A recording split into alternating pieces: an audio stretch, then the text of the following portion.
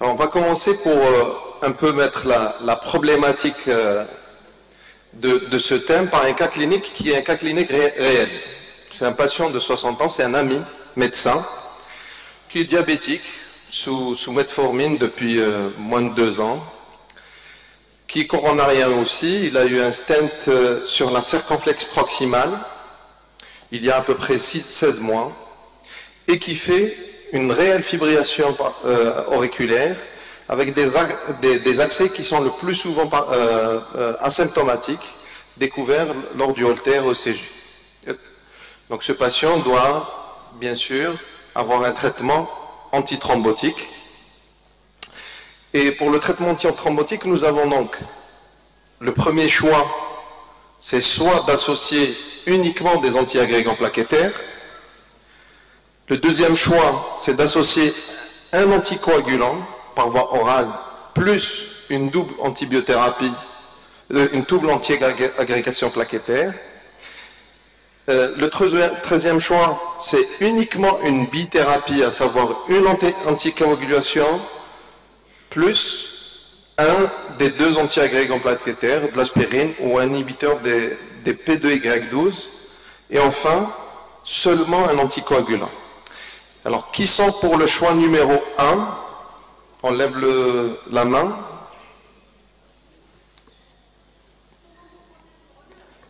« 16 mois. Alors, je reviens. 16 mois. Hein. 16 mois, c'est un stent actif sur la CX proximale. Alors, aspirine plus un deuxième inhibiteur, le clopidogrel, qui est le plus utilisé en Algérie. Alors, pas beaucoup de personnes, qui est pour le deuxième choix, à savoir un anticoagulant, puisqu'il a de la FA paroxystique, il a un chasse-fasque qui est à 2, et une double anti-agrégation plaquettaire de l'aspirine et du clopidogrel. Personne. Qui est pour le troisième choix, un anticoagulant plus un anti-agrégant plaquettaire, un peu plus de personnes, Dr Bouaïchi, ok, donc peut-être la majorité de la salle, et enfin, seulement un anticoagulant, quand même, on va dire 20% de la salle. Alors en fait, il était sous un anticoagulant et 2 anti-agrégants plaquettaires. Et réellement, il y a 10 jours, il a fait un syndrome confusionnel et au scanner, il avait un réel hématome intracérébral qui a été évacué. Alors on va voir est-ce qu'il avait le bon traitement ou pas. Alors d'abord, est-ce que ce type de patients sont-ils nombreux? Alors ce qu'on sait, c'est qu'en fait, 8 à 10% des patients qui viennent en salle de cathétérisme pour avoir une coronarographie sont en fibrillation auriculaire. Et 25% des patients qui sont en fibrillation auriculaire sont en fait coronariens. Donc ils auront un moment ou un autre un stent. Quel stent proposer pour ces patients-là qui sont en fibrillation auriculaire? Qui est-ce d'entre vous qui préconise d'emblée un stent actif? Pas beaucoup de personnes. Un stent nœud? Pas de stent du tout pour tout le monde. Hein. On n'aime pas les stents apparemment. Alors on va voir, en fait le stent c'est une réelle évolution puisque l'angioplastie a commencé avec le ballon, mais il y avait beaucoup de problèmes, des dissections, des rethromboses, etc. Et c'était une réelle évolution. Le premier stent a été implanté en 86 et on voit le bénéfice du stent. Les stents au départ c'était des stents nœuds et le gros problème du stent nœud c'est la rosténose. À peu près 30 à 40% des patients rosténosés. La deuxième révolution, c'était la création du stent actif, enrobé de substances qui empêchent cette rosténose. Et les premiers stents actifs, en fait, il n'y a aucune différence en matière de mortalité entre stent actif et stent nœud. Il y a même, apparemment, Kamenzing l'avait découvert en 2006, il y aurait même un surrisque de thrombose chez ces patients-là. En fait, les stents actifs ont eux aussi subi pas mal d'évolutions sur leur finesse, sur la qualité du polymère, et la qualité de la substance utilisée pour les stents. Et actuellement, toutes les données nous disent qu'il n'y a pas de différence en matière de thrombose de stent. Il y aurait même un surplus de thrombose de stent chez les patients qui sont en stent tenu, qui ont un stent tenu. Surtout, le bénéfice est net en matière de mortalité, surtout lorsque les patients ont des lésions proximales et surtout l'IVA proximal. Donc ceci a conduit déjà en 2011 aux recommandations de la revascularisation qui nous disent que les stents tenus sont uniquement réservés à une toute partie de la population qui ne tolère pas la double antiagrégation plaquettaire ou qui aurait une chirurgie programmée assez précoce. Et les recommandations un peu plus récentes nous suggèrent même de privilégier le plus possible les stents actifs. Donc en manière de stent, actuellement, les dernières recommandations, on le verra peut-être probablement à la fin de cette mise au point, les dernières recommandations de la fibrillation auriculaire, ils ne parlent même plus de type de stent.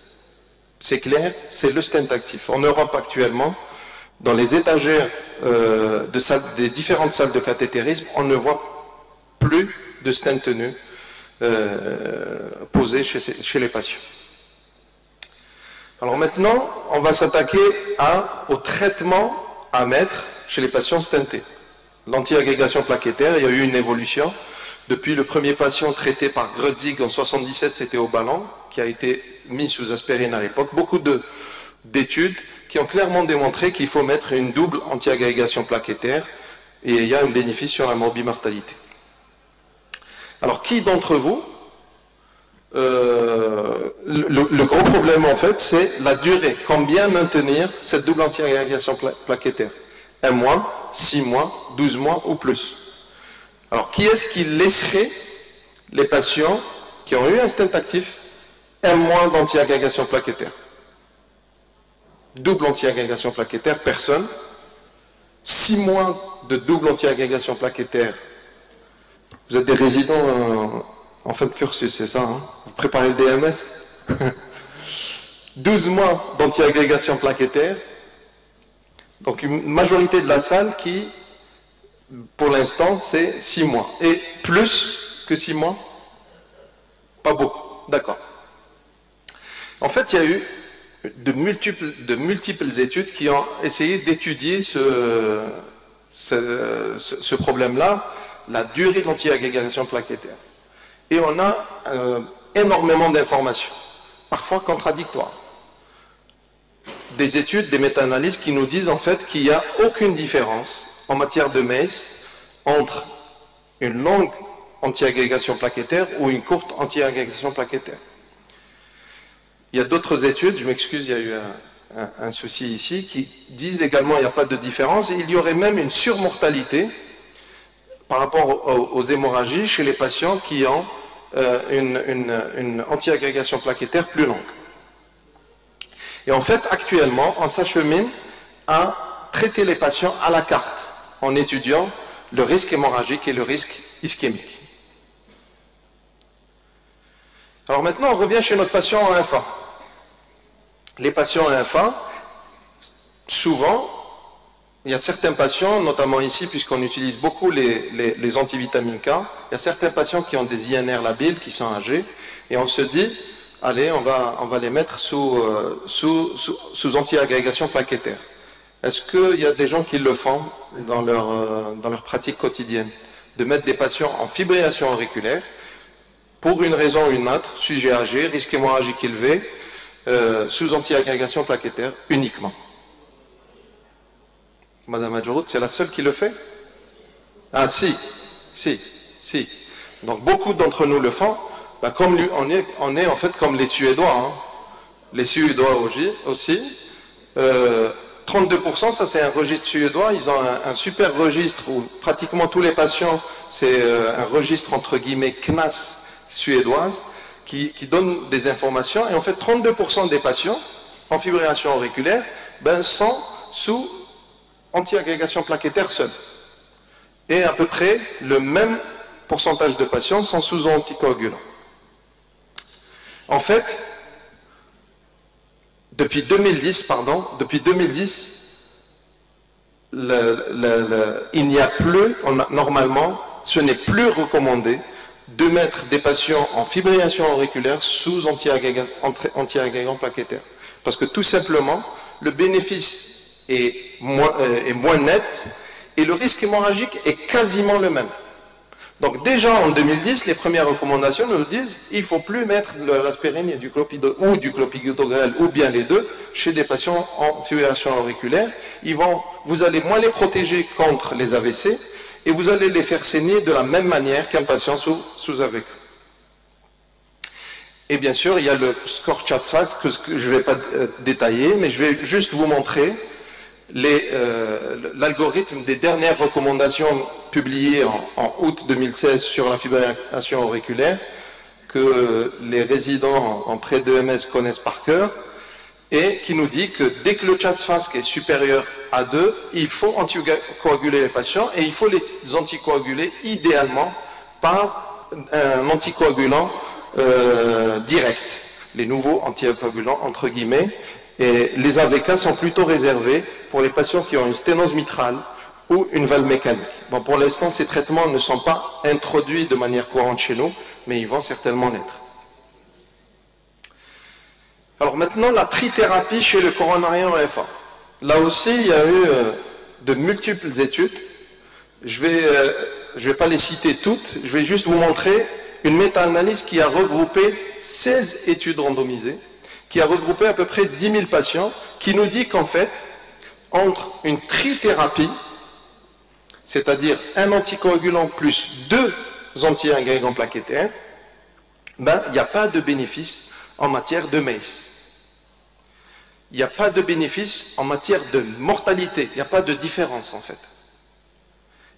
Il n'y a pas de différence en matière d'infarctus du myocarde, c'est-à-dire pas de différence en matière de thrombose de stent. Et il y a une différence par contre en matière d'hémorragie. Il y a un petit surrisque d'hémorragie avec la trithérapie. Alors là, je vais parler un peu des anticoagulants directs, puisqu'il y a une étude récente qui a été publiée il y a quelques jours dans Circulation, qui montre que, en fait, associer un anticoagulant direct plus à une antiagrégation plaquettaire, ben, faisait mieux que les antivitamines K plus antiagrégants plaquettaires. Donc nous allons avoir plus de données avec ces nouveaux anticoagulants directs et probablement dans les années à venir, on n'entendra plus parler des antivitamines K. J'insisterai surtout maintenant sur le risque hémorragique que vous estimez à chaque fois avec le score ASBLED. Et un ASBLED plus supérieur ou égal à 3, c'est-à-dire plus à 2, ben, en fait, démontre un surrisque hémorragique.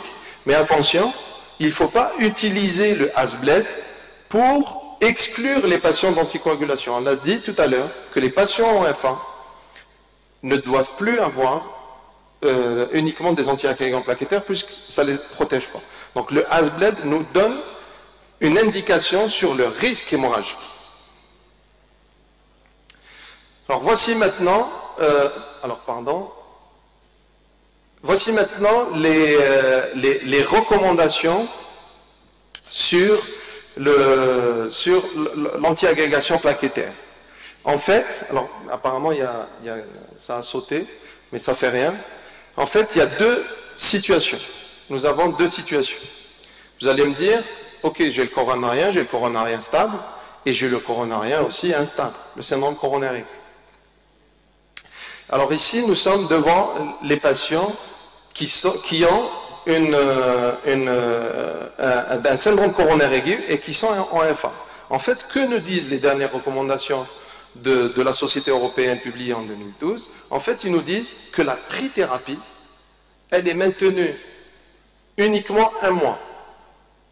Ils nous disent d'abord qu'en fait, ils ne parlent plus de stent tenu ou de stent actif. Pour eux, c'est clair, c'est le stent actif pour tout le monde. Ça, c'est une indication forte. La deuxième information, la trithérapie, ben, avec les stents actifs, ben, elle est maintenue uniquement 1 mois, quel que soit le risque hémorragique. Alors ici, il y a 2 groupes. Ici, c'est le groupe avec risque hémorragique élevé, et ici, il y a le groupe avec le risque hémorragique bas, c'est-à-dire qu'il y a un Hasbled inférieur ou égal à 2.